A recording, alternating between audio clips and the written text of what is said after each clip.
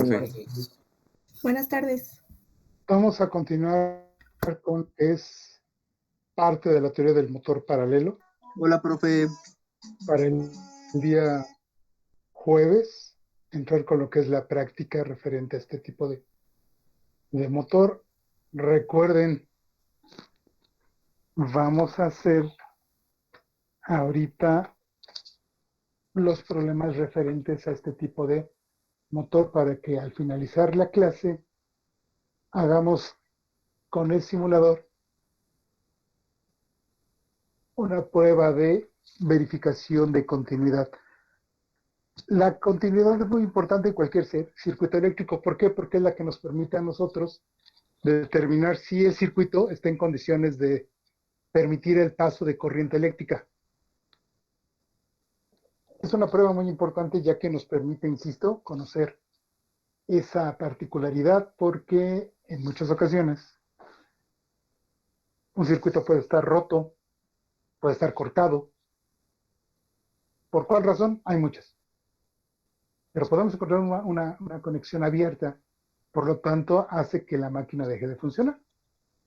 Y muchas veces creemos que es una falla muy avanzada y no nada más es simplemente un punto de ruptura en el circuito. Esos puntos de ruptura del circuito muchas veces se encuentran en los bornes de conexión. ¿Por qué? Porque están constantemente en movimiento. Se puede prestar a que nosotros los manipulemos. En ese punto se puede romper, se puede cortar, se puede caer la soldadura porque está mal colocada, está mal hecha. Entonces, lógicamente, eso nos permite a nosotros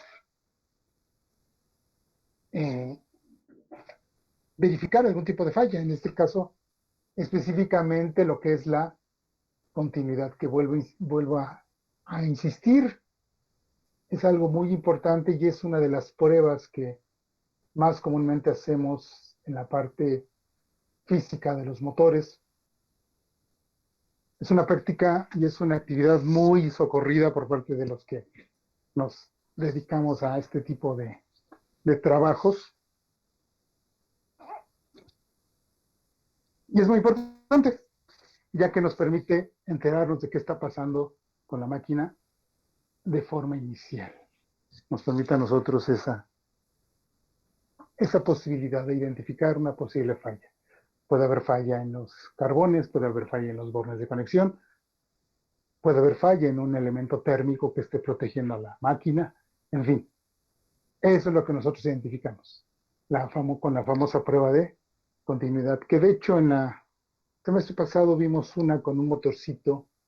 Ese motorcito lógicamente era un motor de licuadora, les dije, y a través de la lámpara serie o bien del multímetro podemos identificar ese tipo de falla. Muchas veces el multímetro es necesario y la lámpara serie también. Hay gente que lo hace por separado.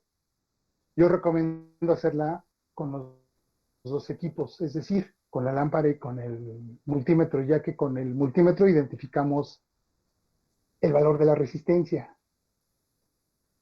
y con la lámpara serie identificamos que sí deje pasar corriente. Porque hay veces que el multímetro sí nos detecta, pero con la lámpara serie identificamos la falla. Si hay una apertura o un cierre indebido, muchas veces con eso nosotros lo podemos identificar. Es decir, con uno trabajamos con señal de corriente muy bajita, el multímetro, y con otra usamos un valor de corriente pues propiamente ya operacional. Estamos manejando que con una lámpara serie, cuando menos son 500 miliamperes, y con eso ya cualquier bobina, cualquier tipo de conductor ya opera, y en su debido rango de operación para la cual está diseñado. Entonces, sí es necesario que lo veamos, porque es, insisto, la entrada del motor de corriente continua. Y es que muchas veces el motor de corriente continua, uno se puede utilizar para 3 tipos de conexiones, uno mismo. ¿Por qué? Porque tiene ese chance, tiene 3 chances de hacer motores. O sea, el motor compuesto se puede conectar como compuesto, como serie o como paralelo, como cualquiera de los 3. No es su diseño, pero se puede hacer. Entonces, imagínense si tenemos un motor de 6 bornes ¿cómo lo identificamos? Si es un motor de 4 bornes, ¿cómo lo identificamos? Si es un motor de 2 bornes, no hay problema, pero aún así hay que hacer la identificación. Entonces sí es necesario que la aprendamos al menos a saber cómo se aplica y para qué se aplica. ¿Sí? Bien, vamos a empezar con problemitas. La semana pasada ya hemos empezado a ver algo de del motor paralelo. Ese es mi motor paralelo, esta es mi armadura. Se le denomina paralelo porque se conecta el campo del inductor en paralelo a la armadura. Bien, muchas veces tenemos entre campo y armadura, recuerden, armadura, esta es la nomenclatura. Muchas veces tenemos entre armadura y campo un reóstato. ¿Cuál es su función? Variar la velocidad. Con esto lo varío. Este es un reóstato de campo. Este reóstato de campo, ¿para qué me sirve? Para variar la velocidad. Si varía la velocidad, varío el par. O viceversa. Si varió el par, varió la velocidad. Para eso me sirve, para variar. En este caso no lo voy a utilizar ahorita en el diagrama porque no es necesidad para lo que vamos a hacer ahorita. Ahorita vamos a determinar nada más puras ecuaciones. Y aquí nosotros observamos que desde este punto hasta este punto vamos a aplicarle los puntos de tensión para que el motor arranque. La corriente viene del lado izquierdo hacia el derecho. Entra la corriente en la armadura, simultáneamente entra el campo paralelo y se produce el efecto de la ley de Biot-Savart, a través la cual nos es explicado a través de la regla de la mano izquierda. ¿Y esto qué nos trae como consecuencia? Pues una interacción entre campos magnéticos de la armadura con respecto al campo. ¿Sí? Ahora, lo importante no es tanto eso. ¿Por qué? Porque yo puedo determinarlo a través de elementos mecánicos. Puedo determinar la famosa potencia útil. La potencia útil se da aquí en la armadura. Es lo que hace que la armadura mueva algo. ¿Sí? Esta interacción de elementos mecánicos, par y velocidad, me genera la potencia útil. Está bien, no hay problema. Sí, pero muchas veces para conocer el par de una máquina es muy difícil si no la conecto a un dinamómetro, a un torquímetro. Es muy difícil. Yo puedo suponer, no supuesto, hay que medir. Entonces, ¿a partir de qué elementos yo puedo conocer el par? Ah, pues muy fácil, a través de los elementos que consume esto. ¿Qué elementos consume? Ah, pues yo sé que consume la potencia total. Y la potencia total en términos eléctricos es igual a la tensión de línea por la corriente de línea. Es decir, es lo que nos manda la fuente. Esto que llega de la fuente de alimentación, tensión corriente, es lo que va a consumir, es lo que va a consumir el motor. ¿Qué es lo que va a transformar? La potencia útil. Pero la potencia útil en términos de qué lo puedo conocer. Me es muy difícil a partir de elementos mecánicos. Debo de encontrar un elemento eléctrico. Aquí hay una situación muy importante. Cuando esto está girado, perdón, cuando está frenado, cuando está detenida la máquina, el único elemento que tiene la máquina, específicamente el rotor, es la resistencia de armadura. La resistencia de armadura, ¿por qué se da? Tiene varios sentidos de formación. Uno, por los circuitos que tiene. Dos, el valor de la resistencia equivalente. Y nada más. Es decir, aquí tengo un montón de circuitos, en paralelo todos. La resistencia equivalente de todos esos circuitos es menor que la menor. Por lo tanto, la resistencia de armadura, por consecuencia de estos dos, tiene una resistencia baja. Muy baja, se podría decir. Entonces, cuando el motor arranca, su corriente es muy alta. Pero ojo, cuando empieza a arrancar, la corriente que fluye por aquí es muy alta. nada más se le pone la resistencia de armadura, que es propiamente la resistencia de los devanados que tengo aquí. ¿Qué pasa cuando esto empieza a funcionar?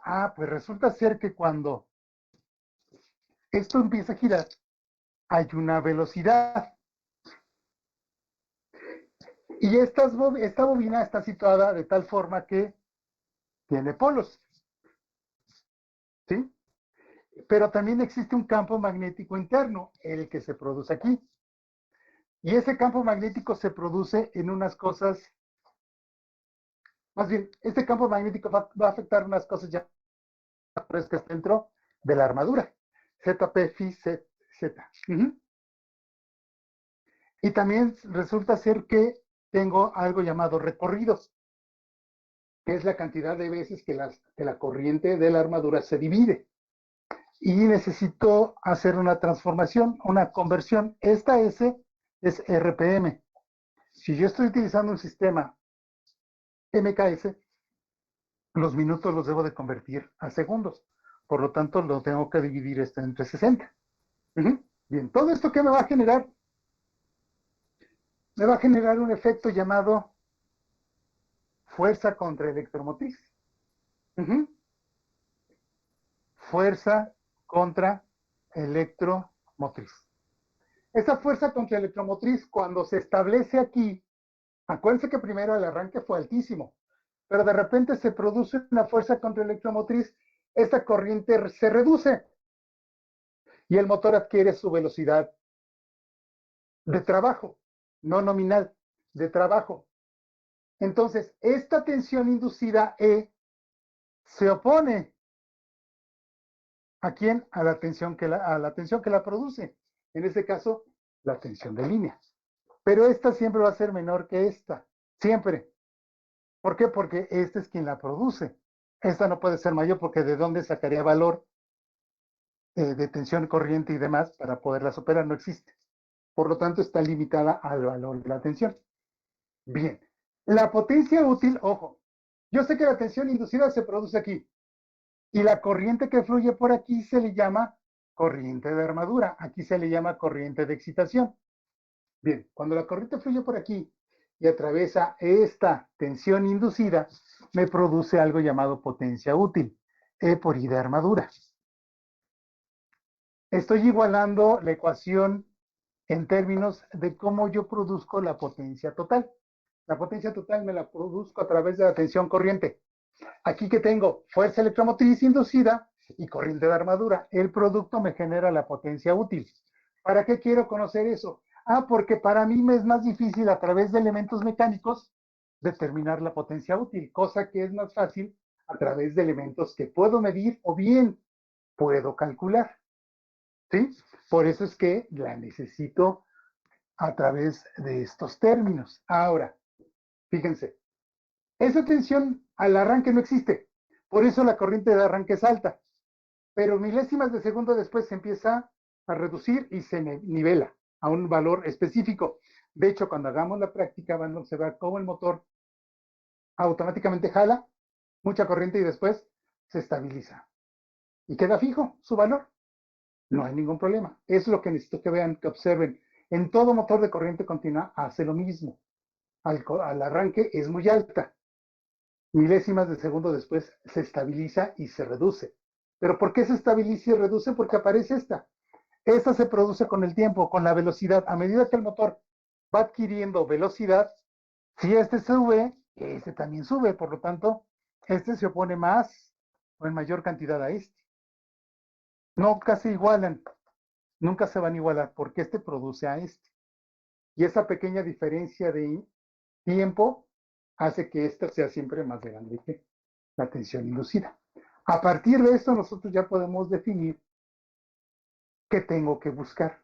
Tengo que buscar esos dos valores, pero ¿cómo los conozco? ¿Cómo los determino? Eso es lo que ahorita vamos a ver.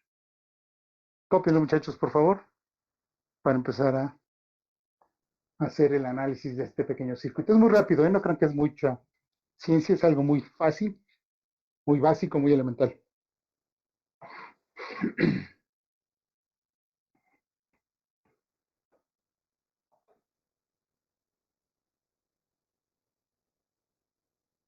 profe, es lo que vimos la clase pasada, ¿no? Donde explicó lo de las ecuaciones del motor Shunt. Así es.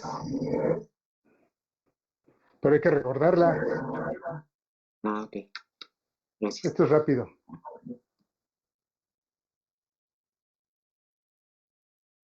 Bien. Esto, niños, lo que va a producir son 3 ecuaciones. Y esas ecuaciones ya las vimos. Ahora vamos a aplicarlas. Acuérdense de esto. El efecto de la fuerza electromotriz inducida es difícilmente medible. O sea, lo que tengo en E es igual a SP phi Z es muy difícil de medir.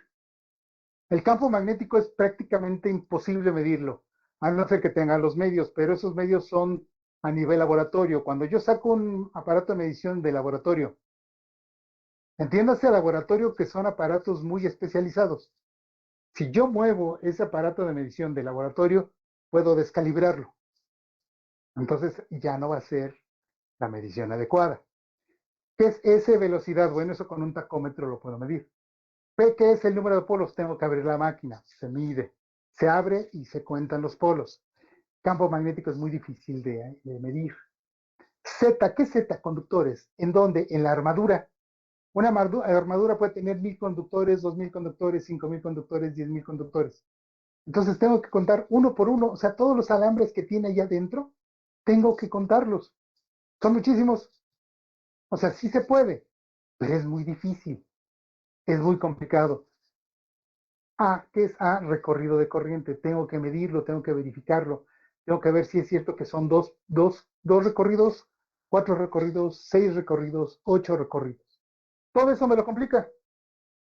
Al momento que me lo complica, pues más fácil me voy a lo que es la medición de dicho valor a partir de ciertas ecuaciones. Estas ecuaciones, ¿cuáles son? Pues ya las tenemos, pero rápidamente se las vuelvo a poner precisamente. Eso es para recordar. ¿Sí? Yo sé que este tema es medio cansado, en el sentido de muchas veces no le vemos sentido objetivo. No se preocupen, ahorita lo vamos a hacer. Las ecuaciones son estas. Esta ya la tenemos. Las ecuaciones son estas, recuerden. La fuerza contra la electromotriz es igual a B de línea menos I de armadura, resistencia de armadura. La corriente de armadura es igual a la corriente de entrada de línea menos la corriente de excitación. Y la corriente de excitación en términos de la tensión de línea es esto. Por lo tanto,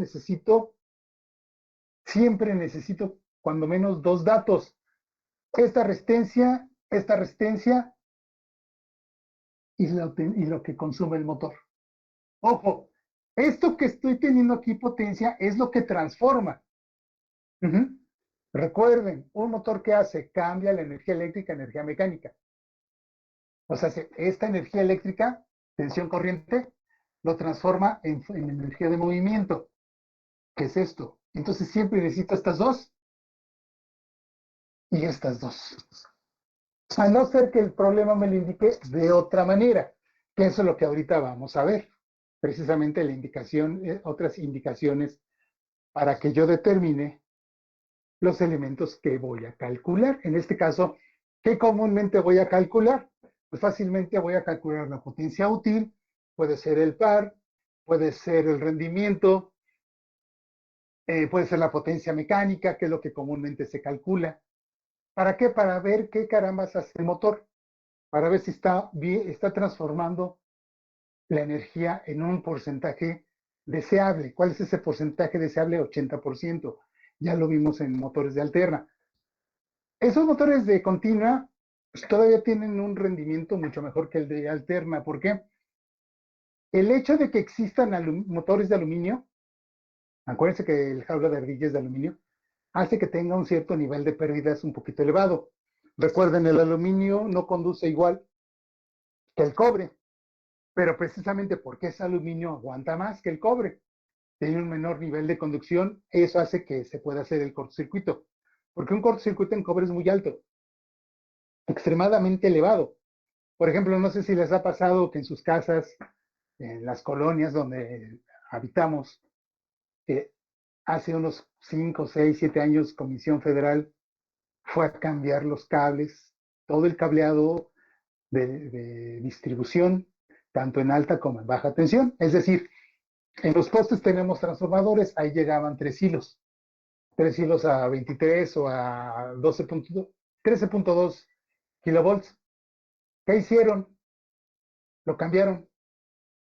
Y aparte, los alimentadores hacia las casas habitación. Entiéndase casa habitación, casas que están en departamentos, en edificios, casas que están que son solas, o casa residencial, etcétera, etcétera. Esas acometidas también las cambiaron. Y de hecho las cambiaron por cable protegido, o sea, cable con aislante. Ese cable es de aluminio. Ojo, no es cobre.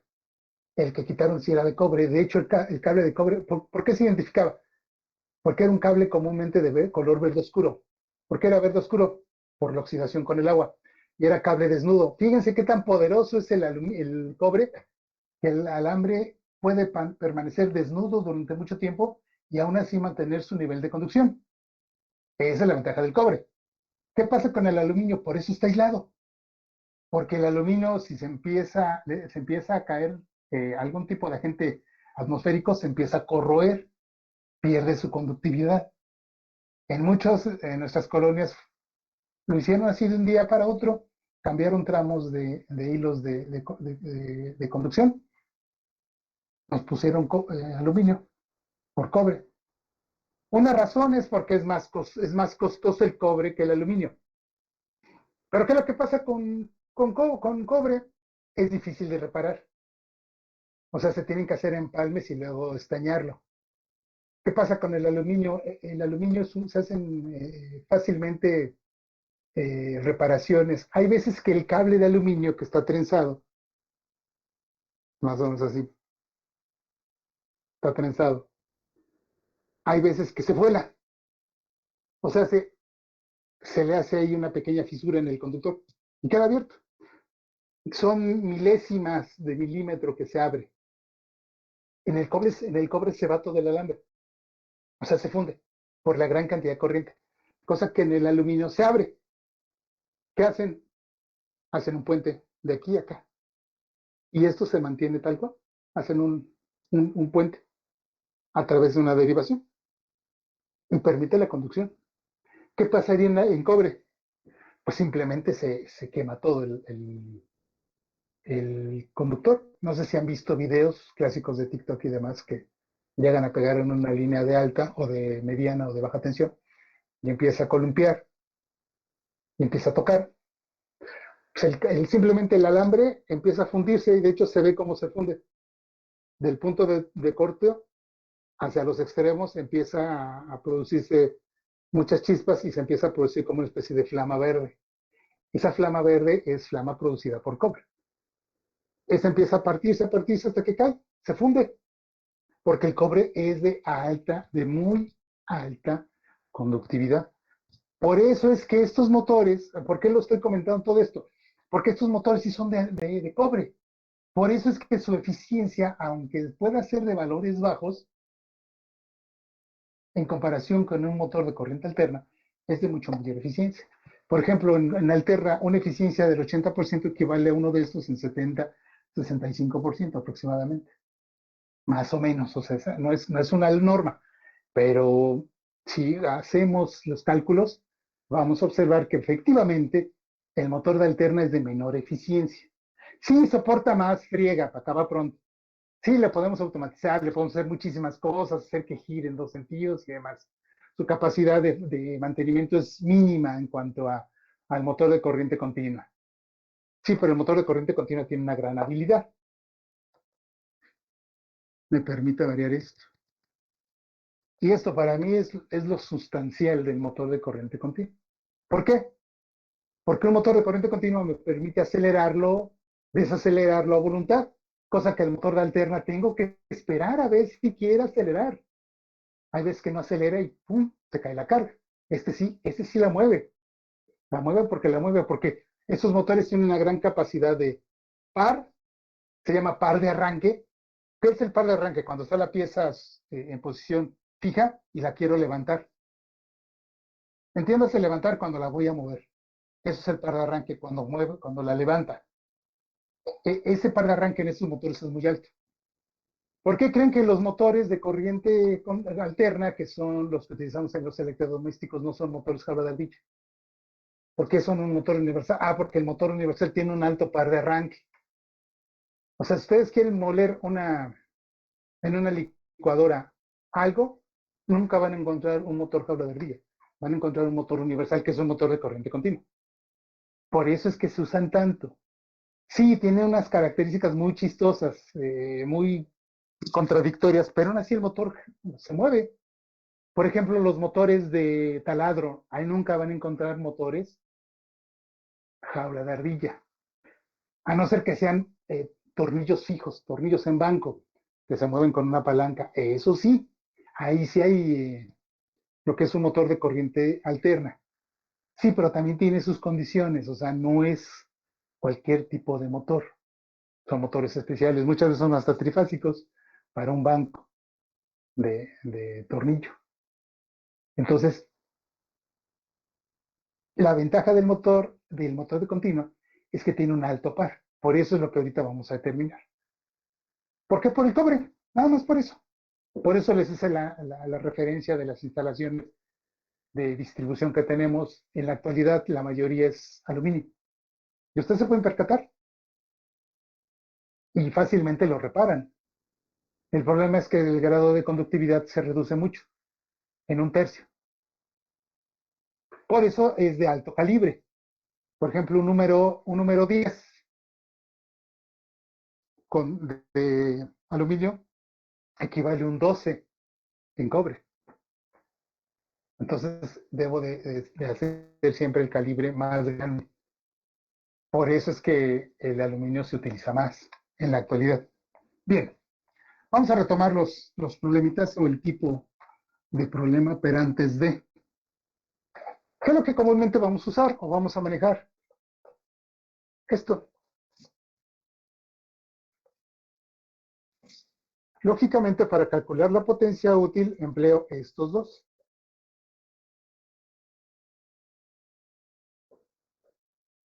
¿Sí? Estos dos vamos a utilizar. Bien, pues empezamos con nuestro problema típico. Recuerden, yo los hago primero. De hecho, vamos a tratar de hacer 3 diferentes típicos para que podamos realizar nuestros problemas. Fíjense, aquí les pongo un motor shunt, es el otro nombre de paralelo. Tiene los siguientes datos.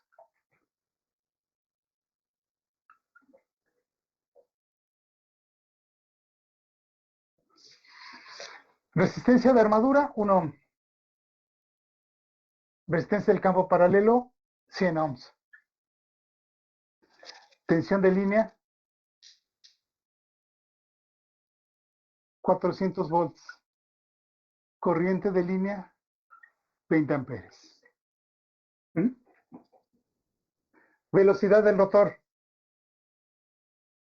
3100 RPM. Es decir, fíjense, a esta velocidad tengo esto. Tengo esta tensión, tengo esta corriente. Estos datos me generan esta velocidad. Estos datos son para un punto específico del motor. Comúnmente nosotros hacemos pruebas. Probablemente aquí haya las 3100. Significa que el motor tiene un rango de operación de este tipo. Puede ser que el motor sea más pequeñito. Puede ser que tenga mayor capacidad. Todo depende de qué, pues del motor. Para eso son las pruebas. Pero específicamente en este punto, yo quiero conocer ciertas cosas porque quiero observar su comportamiento para estos valores. Por lo tanto, me piden calcular, inciso A, potencia útil. Inciso B, potencia total. Inciso C, rendimiento. Pero también me piden calcular, inciso D, par de fuerzas. O sea, C, la T. Bien, pues nos vamos primero con todas las potencias y lo que implica utilizar las potencias. En este caso, estas tres, de la A al C. Recomendación, cuando hagamos un circuito de este tipo, o un problema de este tipo, pueden ustedes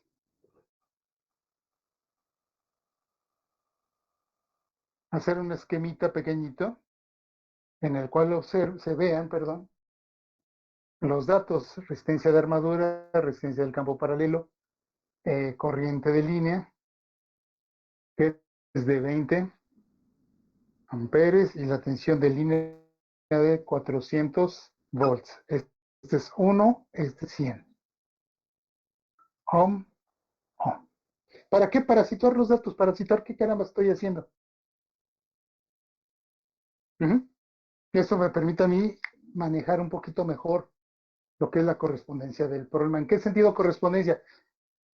¿Qué estoy buscando? ¿Qué estoy tratando de localizar? ¿A través de qué datos? Ahí están. Bien, ¿qué debo de hacer primero?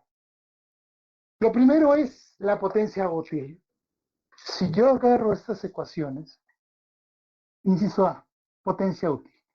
La potencia útil es E por I de armadura. En mis datos tengo E, no, no existe. ¿Tengo I de armadura? Tampoco. Solamente yo sé que E es igual a B de línea menos I de armadura, resistencia de armadura. Lo estoy disgregando. La E, que es esta, la de arriba, es igual a la tensión de línea. ¿La tensión de línea la tengo? Sí, sí la tengo. ¿La corriente de armadura la tengo? No, no la tengo. Sigo sin tenerla. Pero tengo la resistencia de armadura, que es esta. Pero también sé, a través de estas ecuaciones, que la corriente de armadura es igual a la resta de dos corrientes. Corriente de línea y corriente de campo. ¿Tengo la corriente de línea? Sí, ya la tengo. ¿Tengo la corriente de excitación? No, no la tengo, se hace la del campo. Pero también sé que a través de ciertas ecuaciones puedo calcular la que es B de línea entre resistencia del campo paralelo. ¿Tengo la resistencia del campo? Sí, sí la tengo. Listo, tengo la tensión de línea también, la tengo. Por lo tanto, empiezo a calcularlo. Ya tengo mi ecuación para que a partir de una secuencia de ecuaciones pueda llegar al resultado de la potencia útil. En este caso, tengo que son 400 volts entre 100 ohms. Esto es igual a 4 amperes. ¿Están de acuerdo? Nos brincamos al anterior. La corriente de armadura es la resta de la corriente de línea menos la que acabo de calcular, que son 20 amperes menos 4 igual a 16 amperes. Esa es la corriente que fluye por la armadura. Es la que va a provocar ciertos efectos. Bien, pues voy a calcular la fuerza contra electromotriz, que a partir del cálculo de esta fuerza con la corriente de armadura obtengo la potencia útil, que es lo que me está pidiendo el inciso.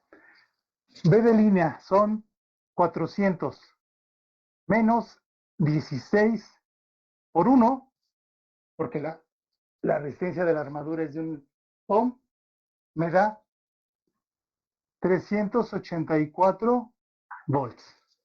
¿Sí, muchachos? ¿Alguna duda? Muy bien. Voy a borrar esto para que no nos estorbe tanto.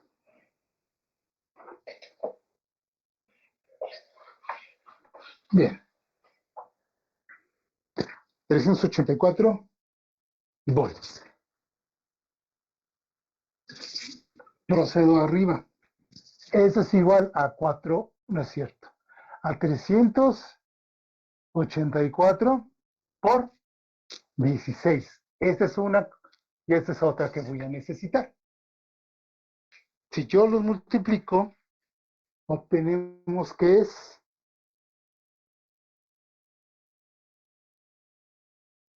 6,144 watts. Esto me da 6,144 watts. Este es lo que estoy buscando. Esta es mi potencia útil. Inciso B, potencia total. Potencia total. Yo sé que la potencia total es el producto de la energía de entrada. La energía de entrada es tensión por corriente, que son 400 por 20. Esto es igual a 8,000 watts. Inciso C, rendimiento, es potencia de salida entre potencia de entrada por 100. Tengo la potencia de salida y la potencia de entrada. 6,144 entre 8,000 por 100. Esto me va a dar un porcentaje. Ahorita lo tenemos. 76,8%. 76,80%. Y esto es lo que compete a lo que son las potencias.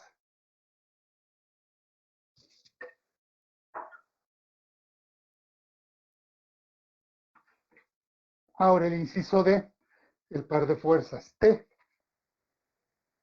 T es igual a. Yo sé que aquí lo voy a hacer, en esta parte. El par y la velocidad del rotor entre una constante me dan la potencia útil.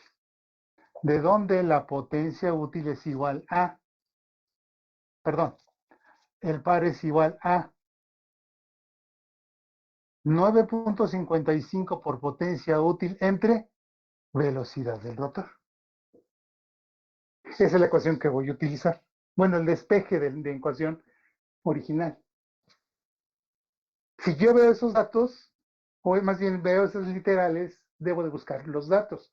Dice que la potencia útil la debo de utilizar. ¿Cuál es? 6,144. Por lo tanto, 9,55 por 6,144 entre la velocidad del rotor. La velocidad del rotor es esta, 3,100. Esto es igual a ¿qué? Vamos a verlo rápidamente. Son 9,55 por 6,144 entre 3,100. Nos da un par de 18,92 newton metro. 18,92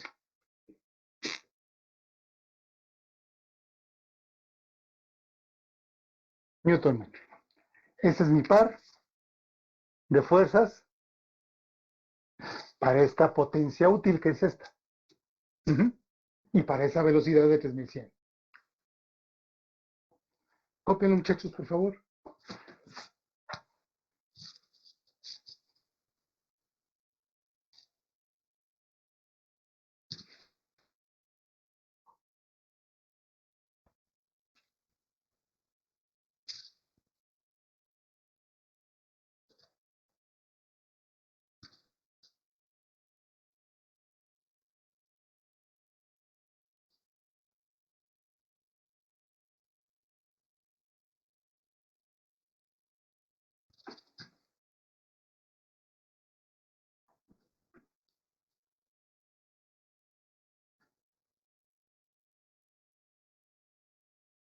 ¿Cuánto le dio el par? 18,92.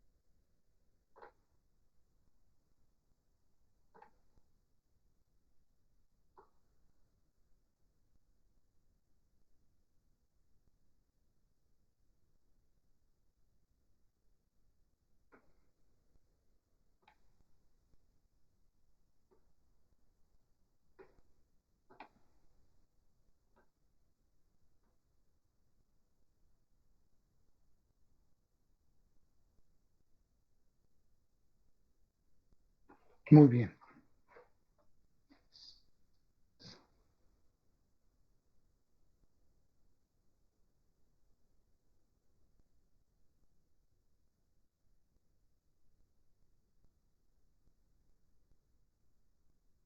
Ahora, ¿la recuperaron, perdón?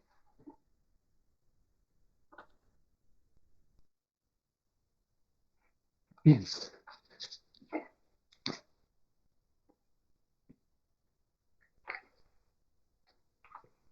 Vámonos con otro problemita parecido, nada más que con otro, o sea, parecido en el sentido de los datos, nada más que ahora se va a manejar de forma diferente. Y ahorita van a observar el porqué.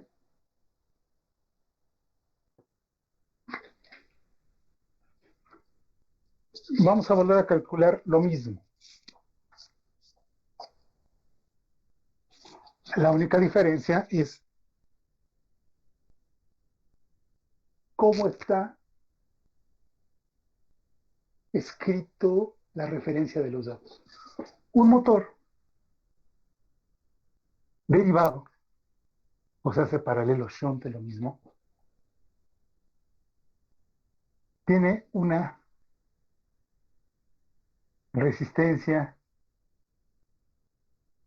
de inducido e inductor de 0.5 y 200 ohms respectivamente,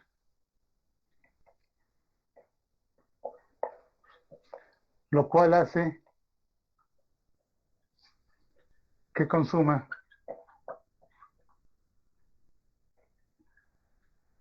25 amperes a 380 volts. Calcular.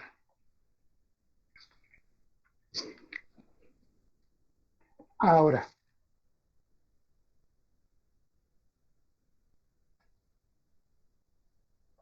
se los voy a poner de otra manera. Inciso A, potencia útil.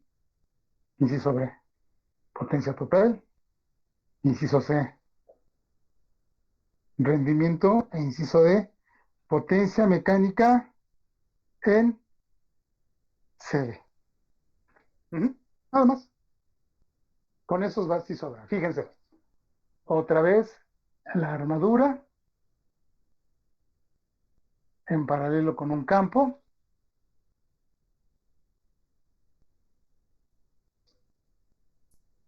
B de línea de 380 volts y de línea de 25 amperes. La resistencia, este es el problema. El inducido de la armadura. Aquí se los pongo como nota. Inducido igual a armadura. E inductor igual al campo. Puede ser serio o paralelo. En este caso es paralelo. Entonces, la resistencia de armadura es de 0.5 y la resistencia del campo paralelo 200. Esas son mis referencias. A partir de aquí ya puedo aplicar esto, que es exactamente lo mismo. La única diferencia es en el inciso de que ese es el que voy a tener que variar. Pero bueno, vamos a borrar todos estos para que no nos quede confuso. Esa disgregación es obligada. Bien, pues empecemos a resolver este problema. Empezamos por la corriente de excitación. La corriente de excitación es igual a tensión de línea entre resistencia del campo. 380 entre 20. 200, perdón. Es igual a 1.9 amperes. Ahora, La corriente de armadura es igual a la tensión de línea, que son 25 menos 1.9, es igual a 23.1. ¿Sí? Muy bien. Amperes. Siguiente, para calcular la fuerza contra el electromotriz, que es un dato calculable, que difícilmente nos lo van a dar, es 380 menos la corriente de armadura, que son 23.1, por el valor de la resistencia de armadura, que es 0.5 amperes. Ohms, perdón. ¿Es igual a cuánto?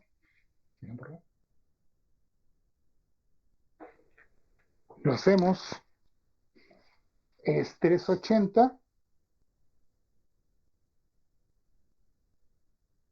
menos 23.1 por 0.5. 368.45 es el efecto de la fuerza contra el electromotriz. 368.45 volts. ¿Cuál es la potencia útil? Pues es este valor por el valor de la corriente de armadura. 368.45 por 23.1. Esto es igual a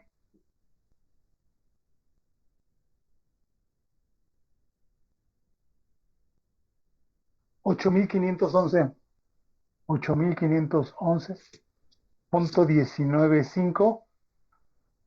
O sea, si esta es la potencia que convierto. La potencia de entrada la convierto a 8.511.195 watts de movimiento, de fuerza. ¿Sí? Vamos con el inciso B, que es el de potencia total. Muy bien. La potencia total, inciso B, potencia total es igual a B de línea y de línea. Esto es igual a ¿cuánto? A los 25 amperes por 380 volts. Recuerden, la potencia total siempre va a ser mayor que la potencia útil, siempre.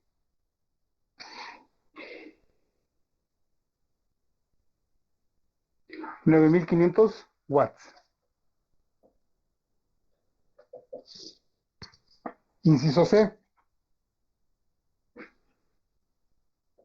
Rendimiento. Potencia útil, potencia total por 100. Sustituyendo los watts. 8.511.195 entre 9.500 por 100.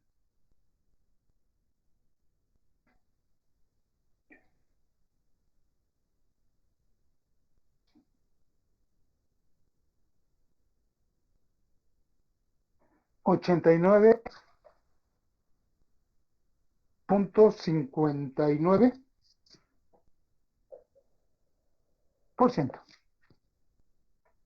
Ya es de mejor rendimiento que el caso anterior. Y por último, inciso D, potencia mecánica, que es igual a la potencia útil entre la constante. La constante le asigno el valor de 736. ¿Por qué? Porque quiero conocer CB. Ahí dicen el problema. Esto es igual a ¿cuánto? Potencia útil son 8.511.195 entre 736. Esto es igual a ¿cuánto?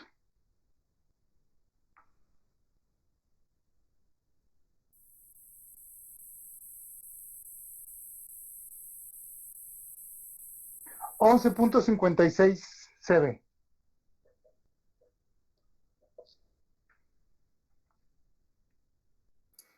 ¿Corriente constante siempre va a ser 736? ¿O es dependiendo de lo que nos pongan? No, no es corriente, es una constante. Constante, perdón. Si yo quiero calcular CB, esa es mi constante. Aquí le voy a poner, si yo quiero conocer por medio de este valor de 746, ¿qué estoy obteniendo? HP. Esa es para Europa.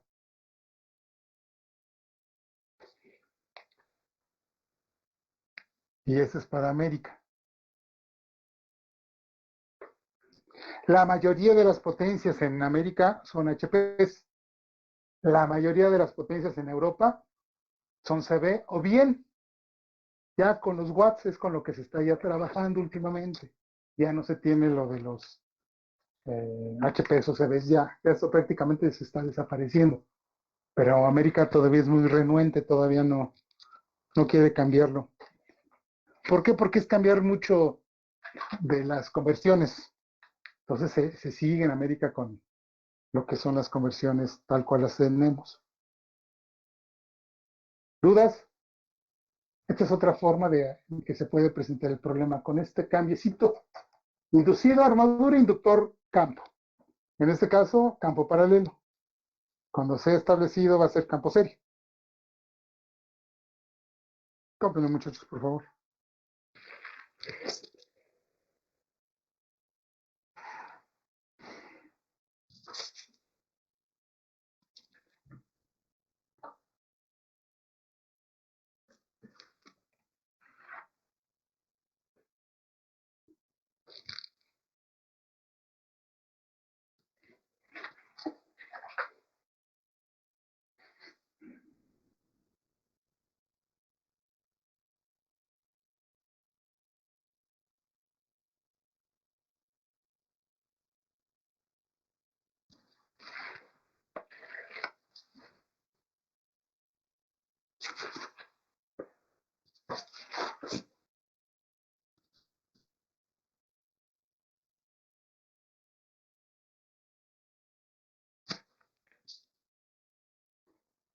Bien, voy a ahorrarles este problema y les voy a poner otra variante.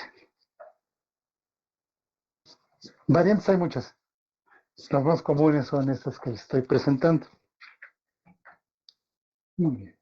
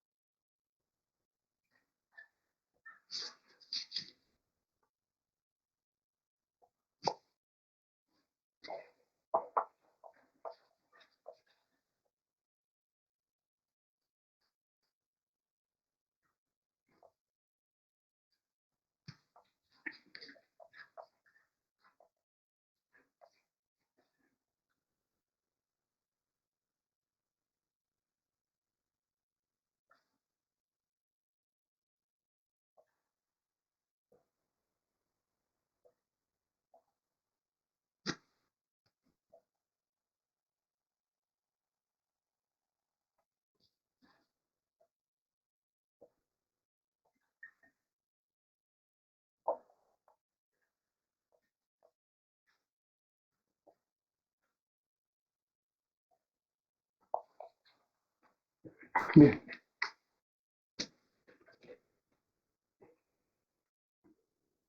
Este problema cambia completamente la forma en la cual hemos estado viendo los problemas, la forma en la cual los hemos atacado. ¿Por qué? Vean los datos, dice que el motor paralelo va a estar conectado a una red de 680 volts, lo cual le va a provocar que consuma 15 amperes, o sea, la corriente de línea.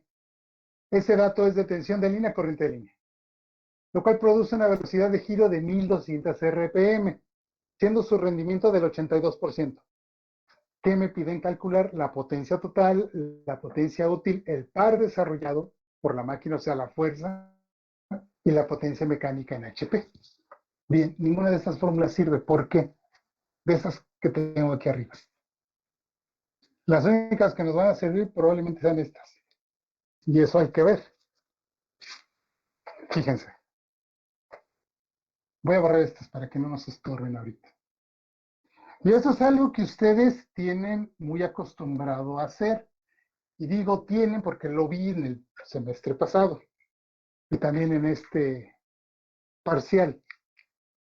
Les dan una ecuación, a lo mejor se omiten datos, pero si se omiten es porque no sirven, no tiene caso tenerlos, están de más. Yo les puedo asegurar que en el examen a alguien se le va, si les pongo un problema de este tipo, a alguien, por no decir que a muchos, lo clásico va a ser buscar la resistencia de armadura. ¿Por qué? No lo sé. ¿Por qué la van a buscar? Y lo que van a hacer va a ser dividir la tensión de línea entre la corriente de línea, porque alguien les dijo que entre que tensión y corriente divididas me genera una resistencia. Sí, eso es cierto. Sí, pero no estoy, con esto yo no puedo calcular la resistencia de armadura. Si no se las doy es por algo. ¿Por qué? Porque si yo quiero medir la resistencia, calcular la resistencia de armadura, tendría que conocer la corriente y la resistencia en la armadura. Esto es una caída de tensión en la armadura, que no es igual a la tensión de línea. Por lo tanto, quien lo haga por aquí está mal.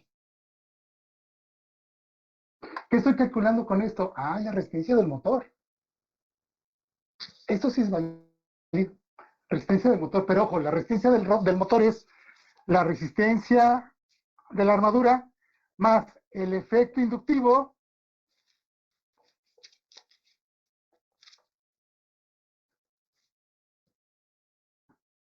porque el campo está en paralelo. Esta es una resistencia, es otra resistencia. Las dos están en paralelo.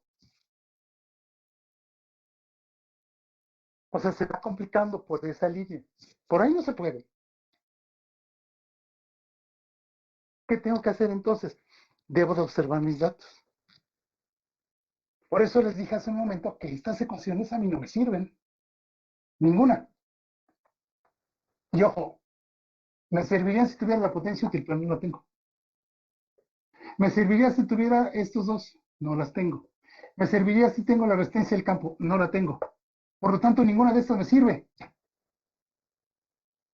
Ninguna. Pero me están pidiendo potencia total. Ah, perfecto, pues calculo, inciso A, potencia total es igual a B de línea y de línea. Y da la casualidad que mi tensión de línea es esta y mi corriente de línea es esta. Por lo tanto, hago el producto 680 por 15. Y esto me da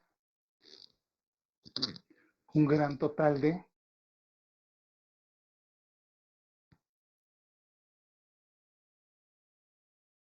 10.200 watts. O sea, lo que consume el motor, 10.200 watts. Cuando yo lo conecto, eso consume para esas condiciones. Muy bien. Inciso B, potencia útil. ¿Cómo obtengo la potencia útil? No ¿Con me un depósito dice de rendimiento? exacto a través del rendimiento. El rendimiento es esto, muchachos. Simplemente, ¿sí? Y este lógicamente al denominador.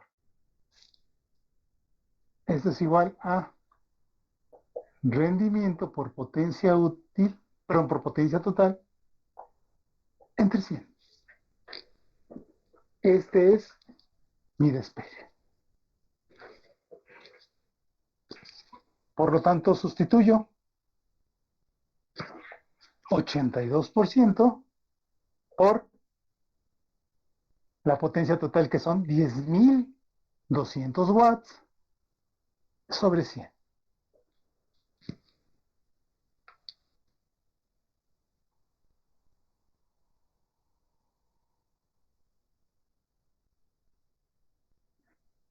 Escuchen bien, la potencia útil es de 8.364 watts.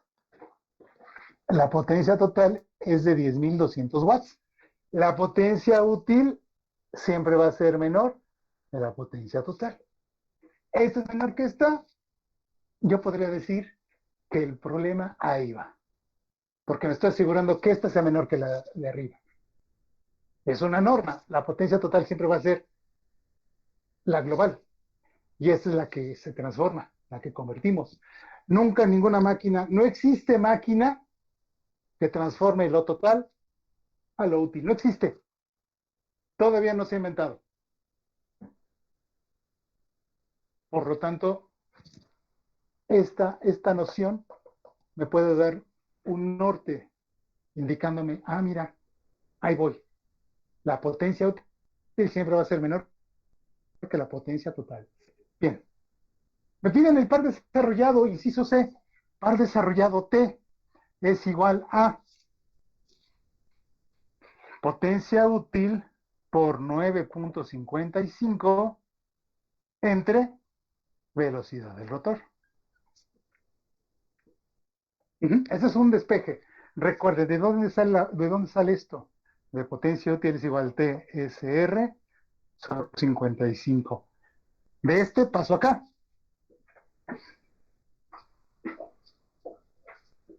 A través de un despeje. Por lo ¿Siempre va a tanto, ser ¿cuál es mi potencia útil? 9.55, profe? Siempre. Puede ser 900, no, puede ser 9.555 y mi potencia útil se convierte en kilowatts. O sea, si son 8.364, tendría que utilizar 8.364 y esta cifra la tendría que cambiar a 9.555. Pero no es el caso. Y esto también no siempre va a ser 9.55. ¿Por qué? Porque aquí el par es en newton metro. Si yo quiero conocer libra-pie, esta cambia. Si yo quiero conocer kilogramo-centímetro, esta cambia. Por el momento nada más es esta para obtener newton metro. Y a partir de watts, porque hay kilowatts, entonces esta cifra cambia. Así déjenlo tal cual. Bien, cuando tengo 8.364 como potencia útil por 9.55 entre 1.200 RPM, que es un dato que me están dando allá, que es la velocidad de giro. Ojo, velocidad de giro, velocidad del rotor,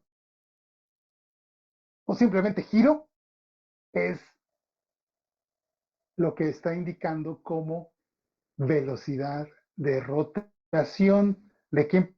Pues de la armadura, del rotor. ¿Sí? Bien. 8.364 por 9.55 entre 1.200 nos da un total de 66.56 newton metro.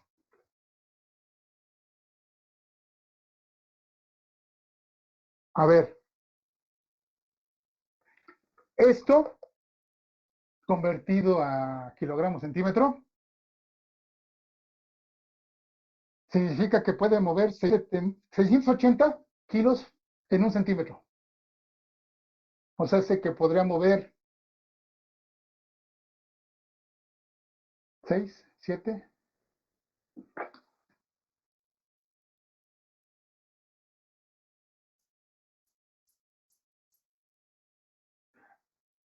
10 personas de 70 kilos, un centímetro puede mover este motor. O sea, 10 personas de un tirón, un centímetro. Eso es lo que significa. Es la fuerza del motor.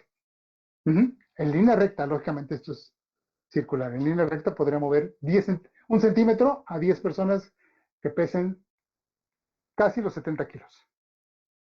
Eso es lo que significaría esta fuerza. Bien. Por último, me piden calcular la potencia mecánica. ¿Qué debo de hacer? Dividir la potencia útil entre una constante, porque me están pidiendo HP. Ujú. La potencia útil es la de 8364 entre 746, que es mi constante, y obtenemos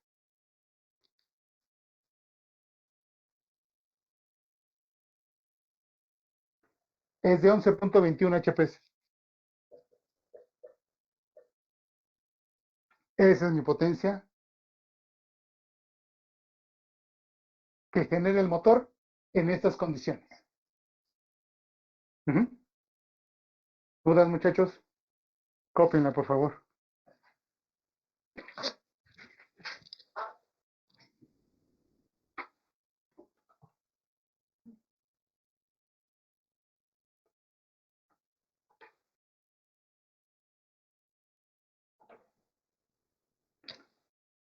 Listo. Entonces, estos son los ejercicios que van a venir en el examen, ¿no, profe? Uno, porque falta el del serie. Pueden venir los dos.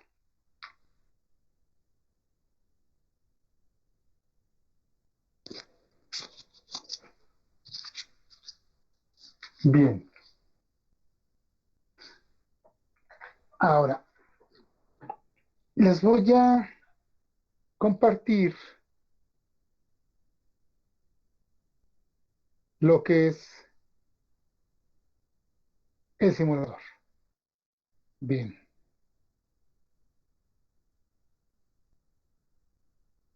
Listo. Ahí se ve muy pequeñito el dispositivo. No pasa nada. Ahorita le damos zoom. Observen.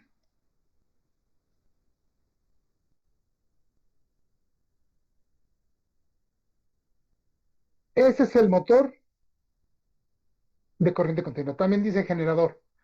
Acuérdense que indistintamente el motor y el generador de continua pueden funcionar como tal. No pasa nada. Cosa que los motores de corriente alterna no es tan fácil. Se tiene que hacer ahí una pequeña conexión para que nos lo permita hacer. Las terminales 1 y 2 se refieren a la armadura, las terminales 3 y 4 al campo serie, las terminales 5 y 6 al campo de derivación. De hecho, aquí aparece el indicador, ese pequeño cuadro de diálogo aparece.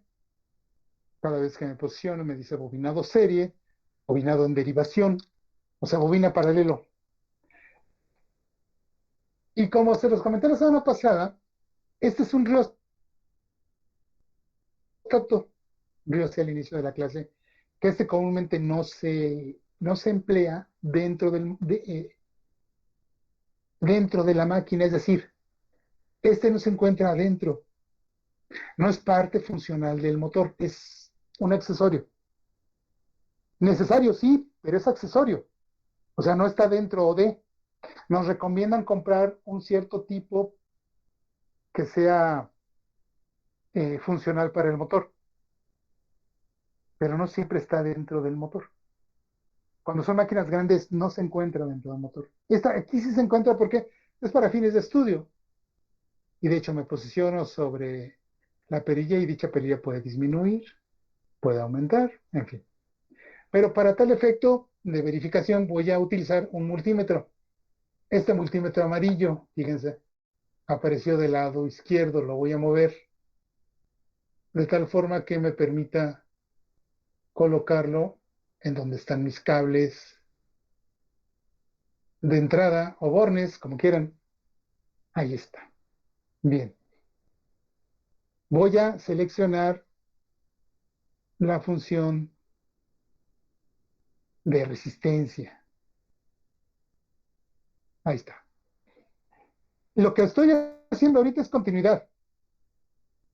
Voy a probar qué pasa con la máquina y voy a verificar si es cierto que la continuidad, les comenté al principio que la continuidad es muy importante.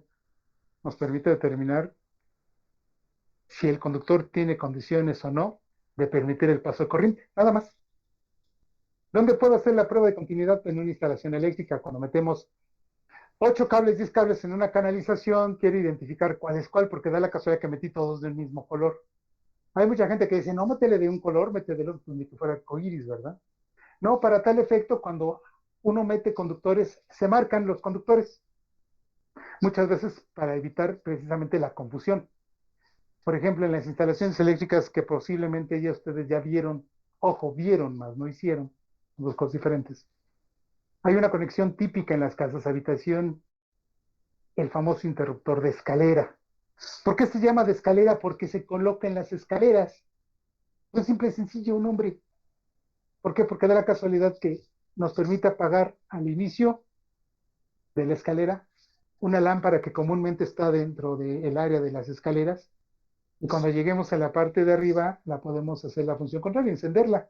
O al revés, estamos abajo y la queremos prender, la prendemos, llegamos hasta arriba y la podemos apagar. Esa es su función. Da la casualidad que esos interruptores necesitan 2 viajeros, un central y un regreso. El central viene de la fase y el regreso va a la lámpara. Los viajeros se les llama así viajeros porque son los que nos permiten cerrar o abrir el circuito. Comúnmente en la parte de abajo es donde llega la fase y de donde sale el regreso va a la lámpara, que es el interruptor de arriba. Abajo llega la fase y arriba sale a la lámpara.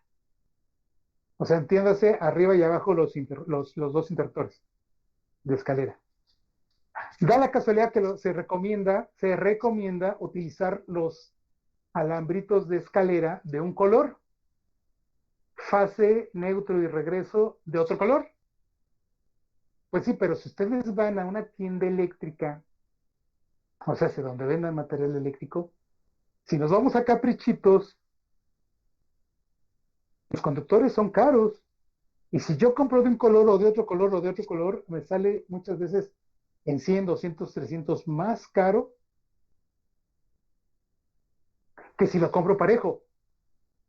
¿Qué se hace entonces? Se compra parejo y se le marca antes de meter el cable en la canalización, se marca el cable. Listo, a lo mejor mi chalán no lo sabe, o sea, mi ayudante.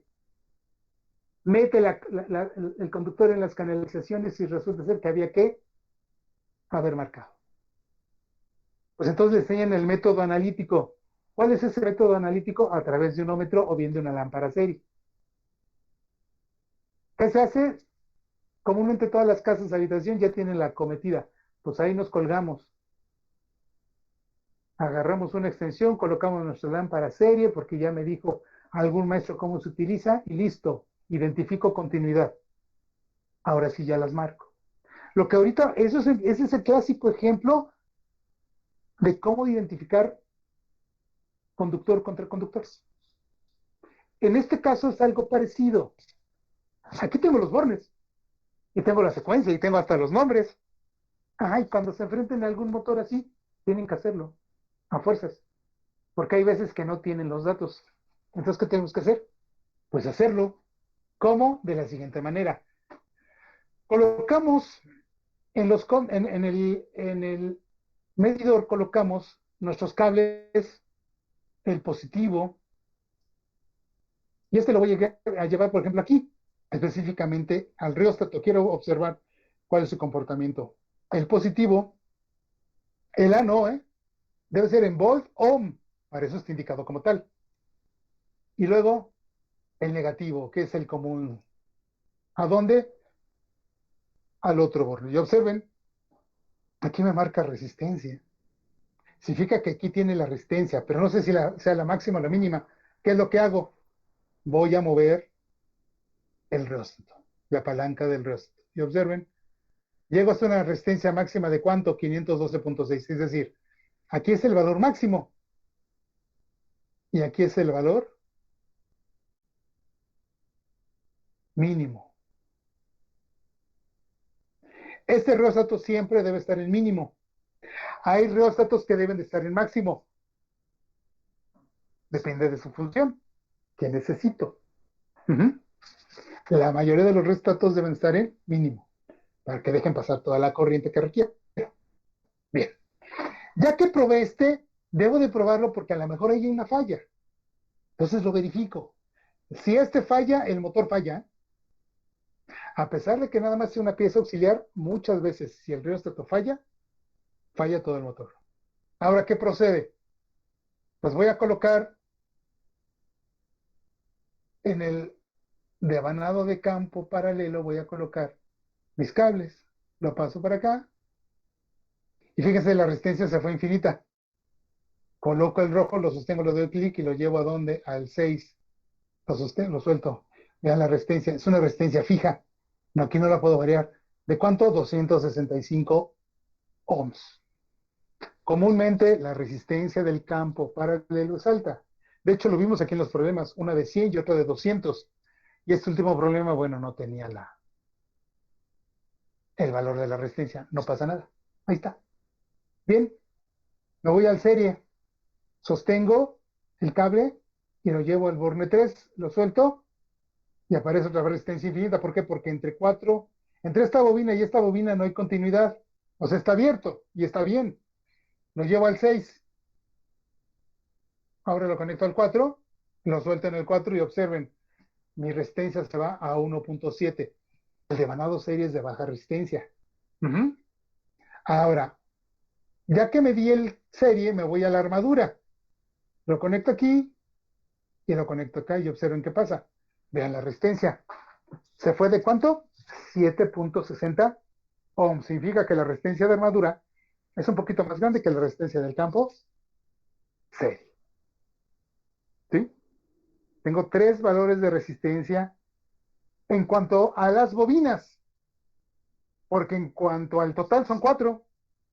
El reóstato, la armadura, el campo serie y el campo paralelo.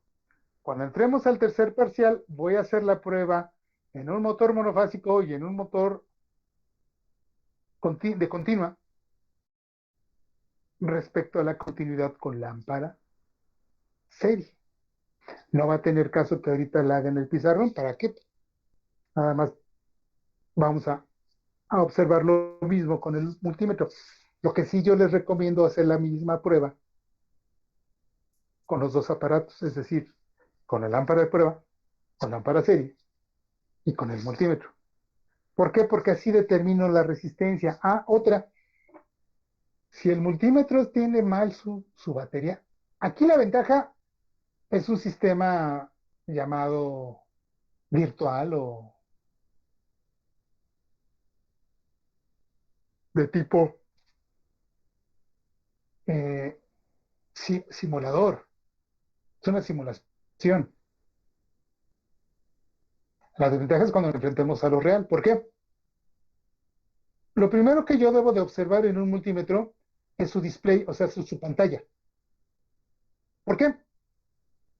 Los displays de las pantallas de los multímetros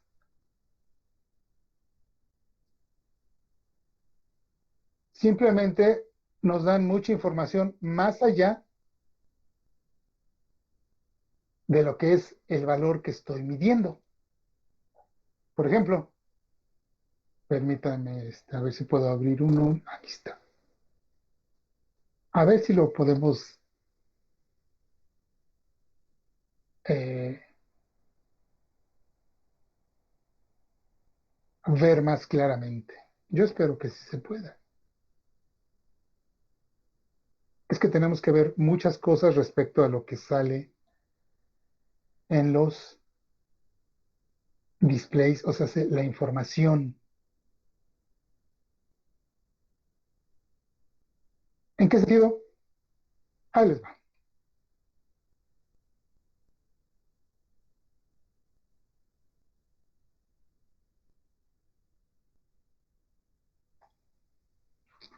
¿Sí ven eso? Sí, profe. En Es un, rojo, ¿no? es un, ajá, Neng, hace chino. Bien, este ese doble rectángulo con una I paralelepípedo medio raro. Esa es la batería. ¿Qué tengo que hacer cuando tenga esa característica?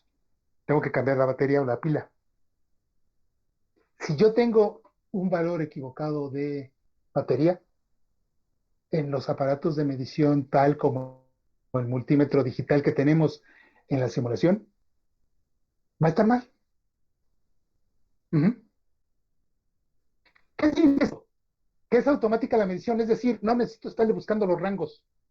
Muchas veces, ¿qué es un rango? Un rango en aparatos de medición es precisamente esa capacidad de medición del aparato, llámese voltmetro, ampérmetro, wattmetro, ómetro, capacitómetro, etcétera, etcétera. ¿Qué significa H cuando esté en alto? Aquí tiene un reloj de lo que es el tiempo de medición.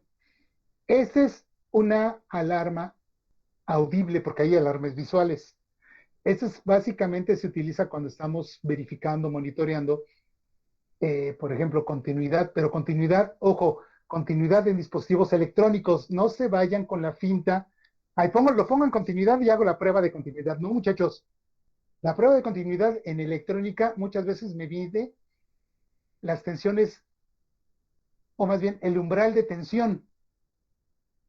Acuérdense que el umbral de tensión en diodos de silicio es 0.6 y en diodos de germanio es de 0.3 volts. Uh-huh. Tensión de corriente directa, tensión de corriente alterna. Este negativo significa la polaridad de aquí en el medidor. Es de 1, 2, 3, 4 segmentos. Perdón, de 8 segmentos, 4 cifras significativas. Uh-huh. Tiene 3 posiciones de punto decimal. Esto es lo importante. Este primer símbolo, capacitor. Segundo símbolo de izquierda a derecha, diodo. Mega, kilo, omega, nano, pico, mili,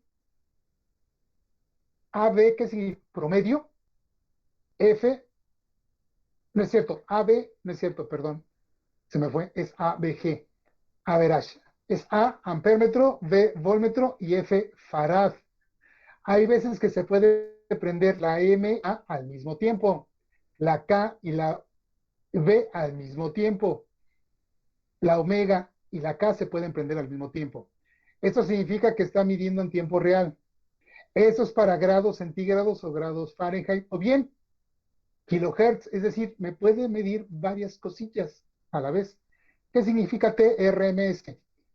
Rod medium square, raíz cuadrático medio. El común para 10 amperes y común para el común y volt, frecuencímetro, capacitómetro, medidor de diodo, señal audible y resistencia. Esto, muchachos, esto que ustedes están viendo aquí, son los elementos de un multímetro digital. Ahí dice muy elegantemente multímetro inteligente.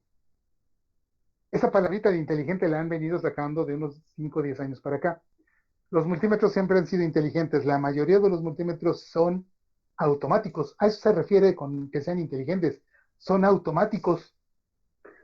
Predicen y efectúan mediciones instantáneas. Ojo, no significa que sean buenos. Simplemente están prediciendo. Cuando yo me dedico a la predicción, tengo chance de un margen de error enorme. Por ejemplo, ahorita salgo y veo, está haciendo sol. Todo el día va a ser sol. Llegamos en la noche, va a estar despejado. Y llueve. ¿Cuál fue mi predicción? 50%. ¿Te lo explico? Porque le fallé en la noche. Pero en el día hubo sol. O sea, parte estuvo bien, parte estuvo mal. El 50% puede ser que esté mal. El otro 50% está bien. Esa es mi predicción. Por eso estos aparatos de medición son malos. Porque tienden a pesir. No tienden a medir como el medidor analógico. El de agujita, sí. Aunque se oiga viejo y aunque se oiga anticuado, los precisos son los medidores analógicos. Esos son medidores digitales. Predicen y aparte comparan. Los medidores analógicos no lo hacen. Lo que pasa en el conductor es lo mismo que pasa por ellos. Lo que pasa en la carga es lo mismo que pasa por ellos. Estos no. Estos comparan. Y si el rango de comparación es malo, pues la medición es mala. Repitiendo, ¿qué debo de verificar cuando yo esté utilizando un aparato de medición? El que quiera, no esta marca específica. Esto, y que realmente sea de 4 o más cifras significativas. Entre más cifras significativas tenga, es de mayor sensibilidad. Otra, cuando yo estoy en corriente directa y corriente continua, hay veces que con mi selector, porque estos como son inteligentes, son automáticos, ¿qué pasa si está mal graduado? Pues no va a medir de forma adecuada. Por lo tanto, mi margen de error se incrementa. ¿Me explico? Entonces, ¿qué debo de estar haciendo constantemente? Debo de estar verificando qué tipo de aparato de medición tengo. Eso es parte de lo que posiblemente ustedes se vayan a enfrentar ya cuando estén en presencial. O sea, cuando esto lo vean, probablemente ya ustedes estén en el siguiente semestre. No se vayan a desesperar porque quieran saber muchas cosas o que quieran hacer muchas cosas. No va a ser con calma. ¿Por qué? Porque van a ser pocas materias para que ustedes puedan soportarse y hacer las cosas respectivas. No, vámonos por partecitas, con calmita. Todo eso se les tiene que volver a enseñar. Ya lo tienen como noción, como una idea. Se les va a hacer más fácil plasmarla como tal. Bien, me regreso aquí al medidor. Por lo tanto, mis medidores debo de estar verificando constantemente que mi pila y mi selección de resistencia sean las adecuadas. Este medidor es de los de rango automático. ¿Qué significa eso? Que inmediatamente detecta y automáticamente hace la medición. Hay veces que nosotros tenemos que hacer el cambio con instrumentos de medición de los llamados analógicos. Por ejemplo, se los comparto rápidamente. Un multímetro Simpson, sí, así como el de los Simpson.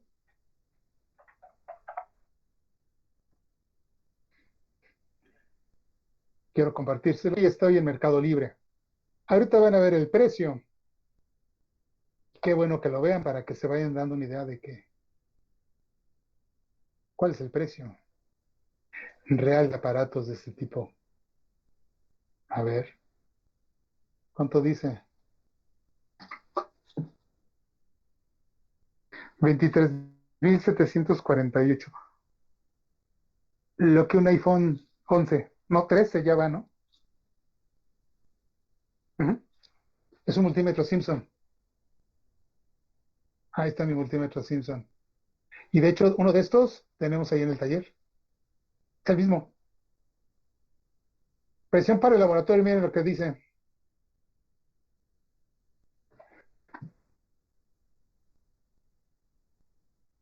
Estos son de los primeros multímetros que empezaron a sacar información sobre sus capacidades de protección. Este varistor es un elemento de protección. Bien. Es un digital. Ven sus chafones. Es bueno, porque yo tengo uno. Lo compré por la facilidad.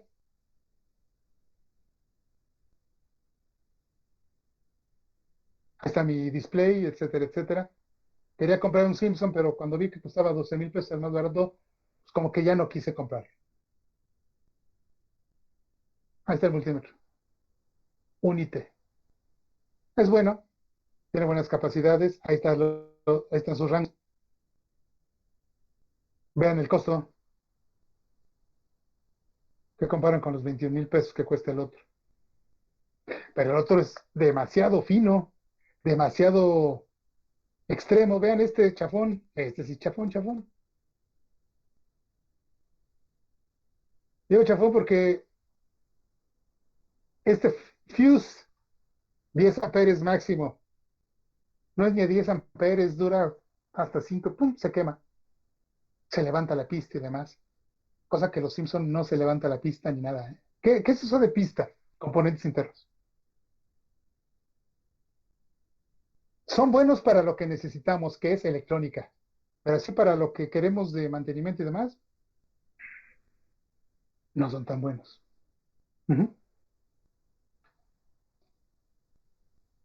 Si la rifan, pues a lo mejor sí la rifan. Para lo que queramos, ahí está, miren. ¿Qué es lo que hace? Mide tensión, corriente, etcétera, etcétera.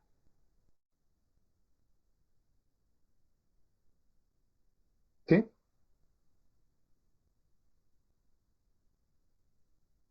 No está tan mal. Y si van a hacer una inversión, pues les puede convenir. Digo, ya vieron cuánto cuesta, 482 pesos. Con lo de su beca Benito Juárez, pues lo pueden comprar. Ahí está, tensión de alterna, continua. Lo que sí es que es de alta calidad. ¿En qué sentido? Porque tengo la medición de alterna y de continua simultáneamente, es decir, puedo medir las dos corrientes con un selector. La mayoría de los amperímetros nada más miden corriente continua. La alterna casi no. Resistencia, frecuencia, lo que es el diodo, continuidad en el equipo electrónico, capacitancia. O sea, tiene cosillas que sí puede ser benéfico que tuvieran uno de estos. Digo, cuando estén en superior lo van a usar muchísimo. Quizás ya cuando regresemos, quizás ya no lo usen tanto. O sea, ya no le saquen tanto jugo. A lo mejor sí, no lo sé. Pero igual si pudieran comprar uno, adquirir uno, perfecto. Bien. Entonces, los multímetros digitales son buenos, fácilmente de usar. Lo único malo es que tenemos obligadamente que utilizar otro método, es decir, alternativamente a este, utilizar lo que es la lámpara serie. Con este medimos resistencia, los valores, así como ahorita le hice con el multímetro medir la resistencia. Con la lámpara serie lo tendría que hacer desde el punto de vista de verificar que las bobinas, que los puntos de contacto estén adecuados. Para eso me sirve. Eso es en esencia las dos pruebas. Les digo, empezando el tercer parcial, perdón, vamos a ver las pruebas con continuidad para que observen cómo se hace. ¿Sí, muchachos? ¿Dudas? Bien. Con esto damos por terminada la sesión, muchachos. Nos vemos el día jueves. El jueves hay práctica. La práctica del motor paralelo precisamente es sobre los problemas que estamos viendo el día de hoy. ¿Sí, muchachos? Entonces nos vemos el día jueves. Cuídense mucho. Descansen. Sale, profe, gracias. Hasta luego, profe. Cuídense. Gracias, profe. Hasta luego. Hasta luego, hasta luego. Bye, profe, hasta luego. Hasta luego, Hasta profe. luego, hasta luego.